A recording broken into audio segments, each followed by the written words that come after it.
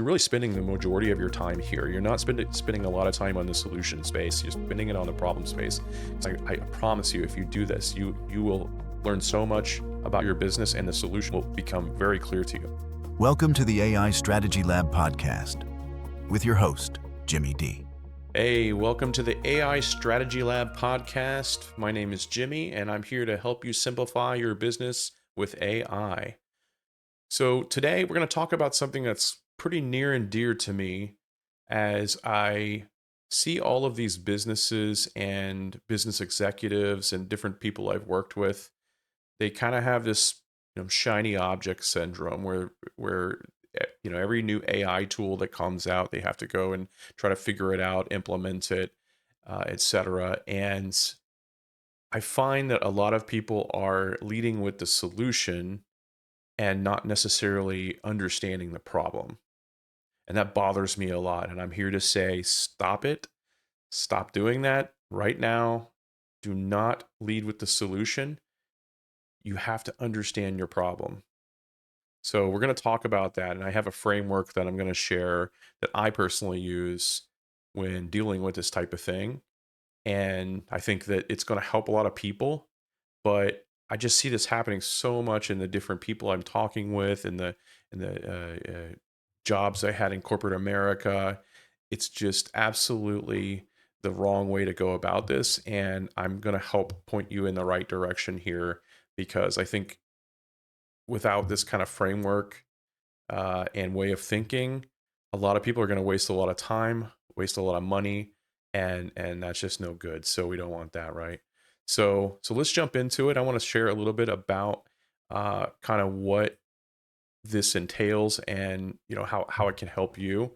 So first off, you may have heard this kind of phrase before, but if not, I'll let you know that AI is now the solution that's looking for a problem. So this has happened with a lot of SaaS companies that popped up in the past, where people just thought the technology itself was just so great, so they wanted to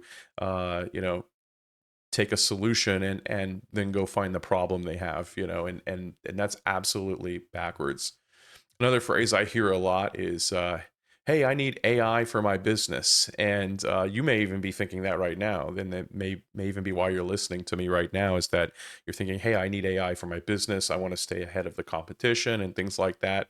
And I'm here to tell you that maybe that's true, and maybe it's not true.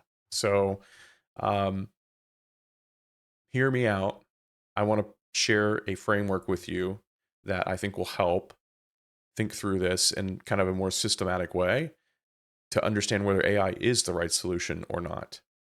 But before we do that, a couple Steve Jobs quotes I really like here. So the first one is, you've got to start with the customer experience and work backward to the technology. So I really love that. It's something he said many, many years ago, but it's always stuck with me as something that's pretty profound way of thinking. So truly understanding your customer experience is where you find the problems.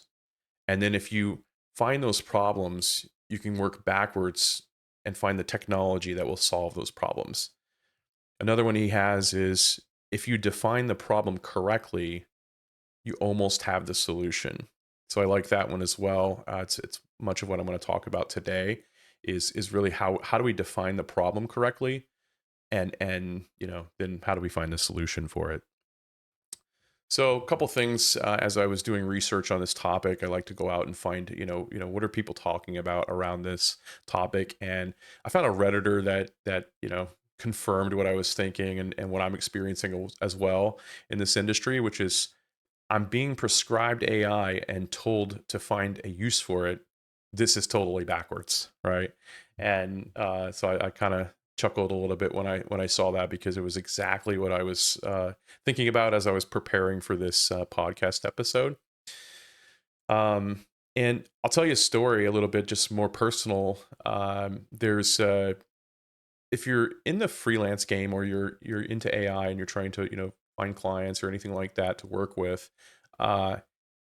you may be on freelance platforms, and I will say there are like hundreds of listings per day that pop up on these platforms, and they're just talking about, hey, I'd like to implement this chatbot.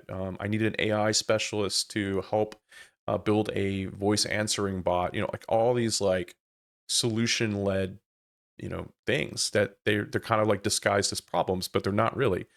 And I really just shake my head as I look through these listings because I look at them all the time. I try to understand like what problems are they really trying to solve. And I have a true story. There's a guy I was talking to, and he was a prospective client, and I was talking to him, and he said, "Hey, I'm looking to build a sales proposal system." And I said, "Okay, sounds good. What's the reason you're looking to do that?" And he said, "Well, we do a lot of sales proposals within the business, and we have a sales team, and they're doing it manually. So I wanted to implement an AI system that can handle that." And I said, "Okay."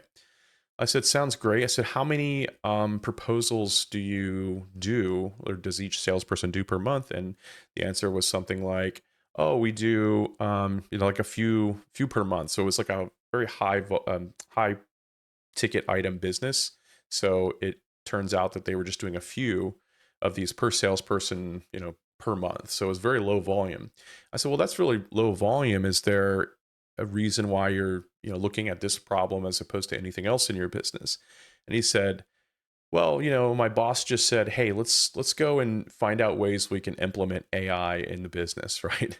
So, I mean, this is like so prevalent, and it's kind of sad. So, um, but look, I mean, I understand it. I get it. I was in similar place before when I was in corporate America, and yeah, it does happen like that. There is this kind of you know thing that occurs top down sometimes and bottom up, and I'm going to talk about that next, which is like someone I was reading about said there's this like bottom up trap and there's this top down fantasy. So, what's the bottom up trap? So, the bottom up trap is when internal employees they build their own tools or they implement their own tools within the organization to help them solve whatever problems they think they have.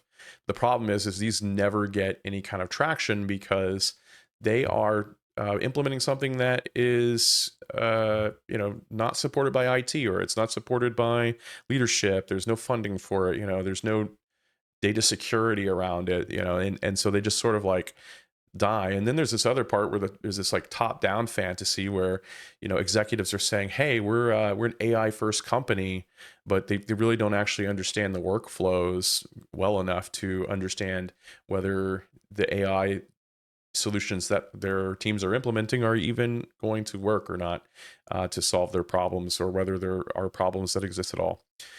And there was a colleague of mine when I was working for a company in the past that he was working to build an application that just doing it himself, like in a scrappy way, that could solve for email addresses, emails coming inbound emails coming in that are from customers from customer support, and providing like draft replies for the agents to handle. And it was a pretty decent implementation. We'll call it like an MVP. It worked. It was doing the job. It was using a RAG database, which was looking at the knowledge base articles and things, and then providing responses back. And it was doing a decent job. But the problem is he had no support for this product and that he built, and so it sort of like died on the vine. And at the same time, there was a top down request, say, "Hey, let's implement AI in our customer service operation." And guess what happened? Uh, we implemented AI in the customer service operation, but I don't know that we were really solving any like true problems. We were sort of like dealing with this third party vendor who was great, by the way, but they we were dealing with them, and we were just picking use cases that sounded good, without really kind of doing the legwork of understanding like where the opportunities were. So, a couple of real world stories that I have that this is like very prevalent out there, and I'm sure you have your own stories, or maybe you're like dealing with it right now. But let's jump into a framework that I think will help really keep it crystal clear, and I guess that's a pun I'm using right now because the framework is actually called the Clear framework that we're going to talk about. And we'll go through this, and it's an acronym for something that can kind of help you think through the steps of this. But it'll help you just get clear on what the problem is, and then it'll help you with like solution exploration. So I'm not going to go too deep into each of these steps because that would just be like probably a 4 hour long podcast, and it would probably be pretty boring. And I hope this isn't boring to you if you're listening. This can be truly a game changing as it relates to how you think about problems as well as how you are solving them, and whether you're going to waste a lot of time and money or not. And this is designed to help you not do that. It's designed to help you make more money, grow, and save a ton of time and build some capacity. So without further ado, let's go through this a little bit. So the framework, I call it the Clear framework, and it's pretty straightforward. It's a systematic approach. It comes out of my product management days where we would focus a lot on the problems in the business, or in some kind of journey or something like that, and really dive deep into it to understand it. And then we go to solutions, like what solutions can solve those problems. So let's go through the acronym here a little bit, and then we'll unpack some of the steps here. And I think that'll be it for this episode. And I hope this is really helpful to somebody. So the first three letters, CLE, those are about problem exploration. So the C stands for capturing the problem. The L stands for learning the user journey, and the E stands for exploring the root causes. So this is all about really understanding the problems that you're looking to solve. And then the A of Clear is assess solutions, and then the R is results and iteration. So let's actually like dive into each of these letters here, and I'll talk about common questions you need to think about answering through this. And within these questions are probably 10 to 20 more questions, digging deeper into this, but these are kind of a little bit surface level. But hopefully you get the idea.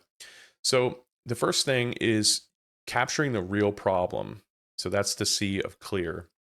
So the question you got to ask is like, what's the business trying to achieve? It's not we need AI. It's what are you trying to achieve here? What is the business trying? What is the business outcomes here? And what are the goals here that we're trying to achieve? Another question you can ask here around capturing the real problem is, what's the current process costing in time, money, and opportunities? So exploring like the real hard costs of something, can help you uncover problems. Another question is, how many people touch this process or experience daily? Now, I've worked with a lot of products and things in the past, and built things where the volume to which, whether it's like customers interacting with, or it could be, internal customers using a certain product, like was so small that it made no sense to even touch the problem, to even try to solve it, given the volume of the business and the bigger needle moving things that needed to happen. So, it's really important, like when you're thinking about the problem, like how many people like does this impact, right? Is this a small thing? Is this a big thing?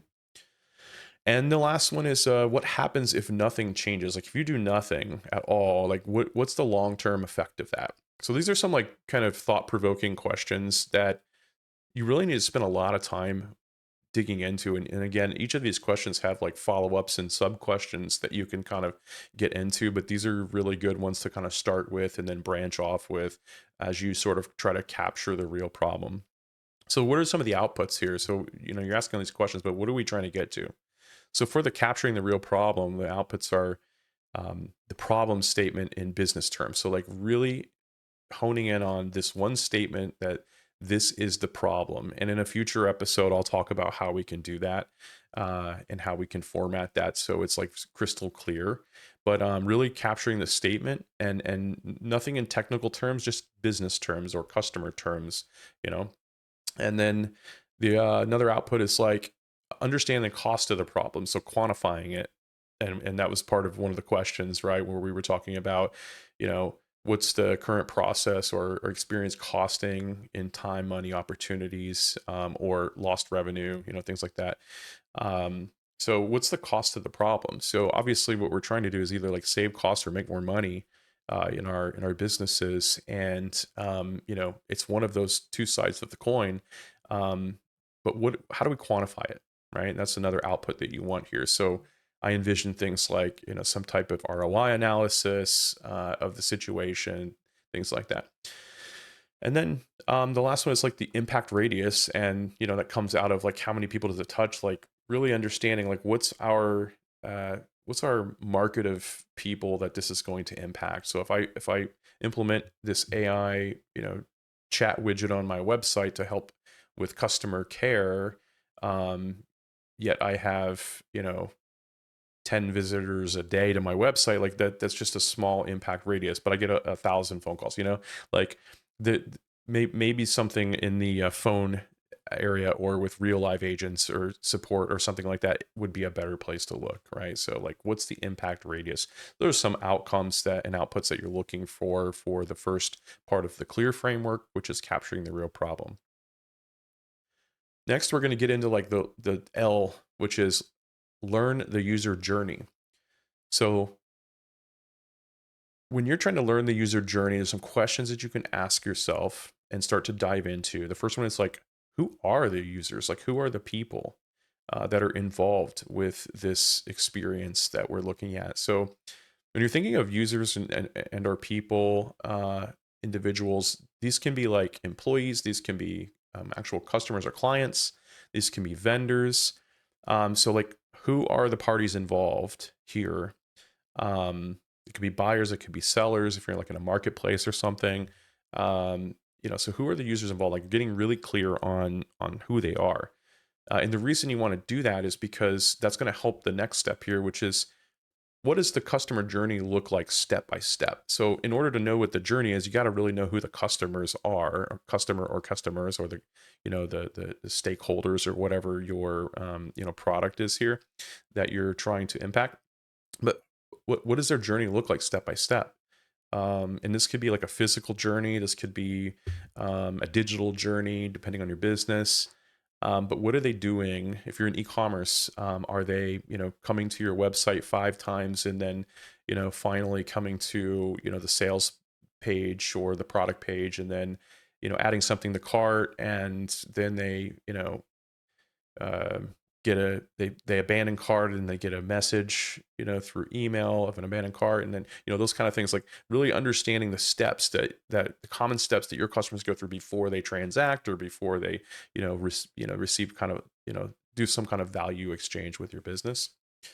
And where are they getting stuck and frustrated? So that's another part about learning about the journey. So once you sort of map it out, you can kind of see, okay, it seems like there's like a drop off here on this form field, or it seems like people, when they try to check out, they get an error, 10% of the time. Where are the problems here? Um, and then what workarounds have they created? So like, this is another really interesting one, is watch your customers and try to see, like, do they have these workarounds that they're doing? Like when they're trying to put a coupon code in the checkout or something, and they have some kind of strange workaround, and you discover it. Like, what are they doing? In the journey. So what are some of the outputs you're looking for here? So you're looking for like a process map, like something documented on paper, that says like this is what the customer journey is, or this is the process that we go through. You want to identify those friction points somewhere in the process, and these are also known as like pain points. So you want to identify those. And then lastly, you want to look at the gaps and any hidden inefficiencies that might get exposed here. These like workarounds and different things. You'll find these the more you spend time here. Okay. So then the E part of clear is explore root causes. Okay. So some of you may have heard like the 5 whys framework, where you just ask why something happens 5 times. You really get down to the root of the problem. This is nothing new, but this is something that is very helpful in this. So like, why does this problem exist? and really getting down to the fundamentals of this and the basics will be very helpful in exploring this problem. Another one is this a symptom or the disease, right? So sometimes there's like a disease here that you need to solve, and that's really the big problem. And if it's just a symptom of something, then maybe it's not worth solving at all. What other problems does this create? So like this is something kind of like a ripple effect, right? So let's say I solve this problem, or let's say this problem exists and it creates other problems downstream, right? Um, or I solve the problem with something, will it create more problems downstream? So, for example, back to the email example, let's say we get 10 or the chat example, we get like 10 chats a day or something like that, and we get like 1,000 phone calls. Let's say we wanted to swap this and say, I don't want any more phone calls, I just want chats, and I want AI to just handle all of my customer traffic. Well, customer support problems and things, I mean. So, okay, well, let's get rid of phones and let's just funnel everything through the website. Well, that could cause some downstream effects like, bad reviews or frustrations on your customer's part, maybe abandoning, wanting to do business with you, stuff like that. Maybe it needs a more high touch. So like just understanding ripple effects, that if you do this thing or you implement this thing, what could happen? And then what would fixing this unlock? So like thinking about, okay, if I do solve this problem, like what will that unlock for the business? Like what is the big unlock here? That's another question you can kind of ponder when exploring the root causes. So the next part are the outputs here. So what do you want to output from this step? So just a list of the true root causes, like identifying those things. Like what are they? What do you believe they are? Mapping out the ripple effects. So we talked about, what downstream effects could this have? This is really, really important. Like if you do this one thing, will that cause problems somewhere else? So it's really important to map those out. And then, really thinking about the size of the opportunity and calculating, okay, if we do this, we might have these effects here. It might cost us money here, but we're going to gain here, something like that. So this is these first three letters, again, they're all about understanding the problem. So CLE is all about understanding the problem. So you're really spending the majority of your time here. You're not spending a lot of time on the solution space. You're spending it on the problem space. So I promise you, if you do this, you will learn so much about your business, and the solution will become very clear to you. The next one is the A. Okay, so this is all about solutions. So this is the fun part. This is where everyone gets excited, obviously, because now we get to use the shiny technology, perhaps. But here's the way to think about this. So as you're kind of like, now that you really understand the problem, like what I like to do is I like to come up with like 3 different ways to solve the problem. Like something that's like a small thing, low cost, low friction, something that's like a medium, and then something that's like highly complex. Like what are those 3 things? And then really going through and figuring out like what's the most value for the least effort, and doing that kind of calculation. And that takes us to, like the question of what's the ROI for each approach. So as we sort of, go through these things, like what is the return on investment? And then lastly, what could go wrong? Like, so if I implement this highly complex thing, what are some of the things that could go wrong here? And if I do this very like low friction, easy thing to do, what are some of the things that go wrong? So like some examples here is like, okay, we can implement something that's very low cost and we'll say low effort as it relates to the implementation process. And and maybe it's the example I had earlier with the email system that the guy created, right? That's pretty low cost as it relates to what the company invested in that. It's really just kind of like his time and maybe some resources and things like that. And then, but what could actually go wrong with this? So like maybe one thing that could go wrong is over time the implementation that he created, since it isn't supported by IT and it's not supported by executives and financially, et cetera, it could like sort of like go stagnant, or maybe like he leaves the company and who maintains this thing. So some things could go wrong with solutions that are like low effort, low cost, right? And then you can probably think of things that are highly complex and highly costly. You can probably think of some of your own examples where things could go wrong. That's a really important question to ask. Like, what could go wrong here with this solution? And then the outputs. So here's what you want here for assessing the solution. So first off, you want your options. This approach, this technology, this vendor, this third party, whatever. So you want all of those options, and then you also want to understand like their effort and impact scores, or whatever prioritization method that you like to use. Somehow quantify the priority of these things, whether it's like a high effort, low effort, high impact, low impact, things like that. So there's like hundreds of prioritization methods that people use. Pick your favorite one and do it. Next one is clear recommendation with reasoning. So write out what you recommend and why, and especially in a larger company. This is really important to get your idea on paper and explain why. And really, really, the reason why you're going to do this is that you can come back to your problems statements that you had, and on all the discovery that you did in the problem space.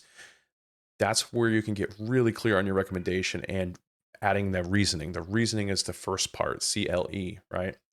So then implementation roadmap, that's the next part. Like how are we going to implement this? Like once we have these solutions, like what's the roadmap look like here? How long is it going to take? What's the effort? What resources do we need to implement this? And then I also recommend on the solution side to have like a risk mitigation plan, right? So should something go wrong, what's our plan to roll this back or do something different or whatever, right? So this is the A part of the assess solutions. Now coming to the last part of the framework, which is R, is all about results and iterations. So I can't stress enough, it is so important to measure everything you're doing, especially when you're implementing something new. You have to measure the success of it. You have to know what your KPIs are for whatever you're doing. So if you are implementing an AI chatbot or something on a website, like what is your measure of success? Is it like containment? Is it revenue? Like what is it exactly? And how will you know that this is successful? What's your baseline versus target? So really like baselining yourself at first, and then what's the target that we want to achieve here? So understanding that and documenting that. How do we know it's working? So how like what's if we have our measures of success, how do we know that this whole thing is working or not, right? And that comes back to feedback loops and different things like that. And then last, like, what do we optimize next? So once you're, like don't stop once you implement something, especially with a new technology. Like, don't stop. You want to iterate on this and keep going until you kind of achieve your goal, because your first shot at it probably won't be the right one. So really important questions to ask yourself on the results and iteration part of the clear framework. And the outputs here, success metrics defined. You have your metrics written down, communicated, understood by the organization, understood by the team. And that's very, very important. Monitoring dashboards, so really having something set up so you can monitor what's going on. Even thinking about errors or problems. If you're implementing like a workflow, an automated workflow with AI in your business. How do you know that thing's not breaking behind the scenes or causing havoc somehow? Feedback loops established. So how do you get customer feedback, client feedback? How do you get internal feedback established, and then implement the changes based on that feedback and things like that? How do you get that loop going? And then lastly, what are the next opportunities that you can identify, right? That's another important aspect to this. So this is the clear framework. I hope that was helpful. I'm going to go through a few questions real quick on how to like avoid the solution first trap. So if you have someone come up to you within your organization, or you're thinking this way yourself, like this is some ways that you can kind of like get around this. So like, you know, what specific problem are we trying to solve? Like ask that question. Anytime someone's coming with a solution that says, hey, we should do this thing in AI because it's cool, ask that question. What are we trying to solve? What problem are we trying to solve? And if we don't know the answer to that, that's where this clear framework can really help. So the next one is, how will we measure success beyond AI adoption metrics? So if you can't answer that question, if you're just like trying to just get AI adopted in your organization, well, that's not a strategy, right? AI adoption is not a strategy. There needs to be some type of success metric behind this that has some kind of real value to the business. Do we have the data foundation and processes to support this? So that's, if someone's coming with this kind of like solution first kind of approach, you can ask that question. Do we have the, data foundation? Do you have the resources, processes, and things to support this? And if you don't, it's probably not a good idea to pursue it. And then lastly, are we implementing AI because competitors are? So there's probably tons of people out there that are just like having some FOMO. Maybe you're in a big brand and you're looking at another brand and you're saying, wow, they're doing this really cool stuff with AI. Look at them at this conference, presenting this stuff. And you're like, are we behind, or maybe you're a small business thinking, man, how do I leverage this? All these businesses are doing all this stuff and I have no idea what to do here. That's still not a reason to do it. That's not the reason to actually approach this. So look, this was great. And I appreciate everyone's attention. If you made it this far into the podcast, thank you very much. Hopefully this is helpful. I do plan to unpack some of this a little bit. So I really want to go through like the C of clear and unpack exactly, how do we think about problems and things like that in future episodes. So if you find that interesting, would love for you to subscribe and hit the notification bell on YouTube, and we will see you on the next one. Thanks.